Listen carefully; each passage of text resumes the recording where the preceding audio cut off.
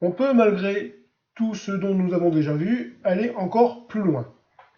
Par exemple, j'aimerais que mes deux pantographes, ici à la position maximale, s'abaissent tous les deux lorsque la locomotive va franchir le point de contact.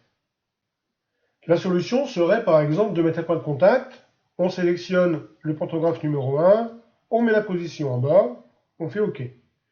On pourra après rajouter un second point de contact et faire la même chose pour le pantographe numéro 2. L'inconvénient, c'est que nous allons utiliser un point de contact supplémentaire, alors qu'on peut réaliser l'opération avec un seul point de contact. Alors, comment faire? C'est très simple. Dans ce cas-là, on sélectionne l'option Tous. Là, on va pouvoir interagir sur les 6 éléments mobiles de la locomotive. Mais moi, je veux agir uniquement sur les pantographes. Alors, comment faire? Les pantographes sont répertoriés ici.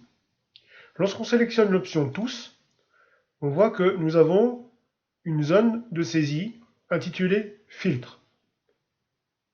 Eh bien, il suffit dans la zone Filtre de saisir une partie du mot de l'élément mobile. Il est inutile de tout saisir. Par exemple, on pourrait très bien saisir le début, donc stroma.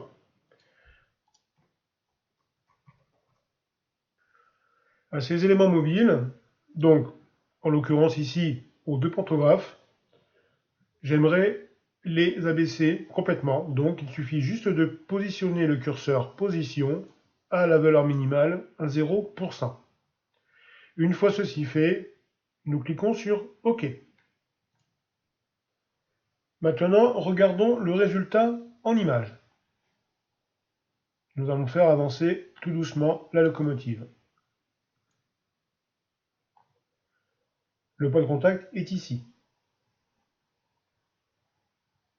Et là, on voit bien nos deux pantographes s'abaisser complètement.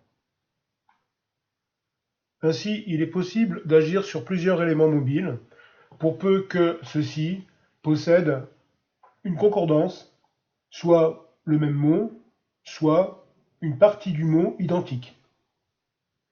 Et nous pouvons aller encore plus loin si on combine avec les paramètres groupe.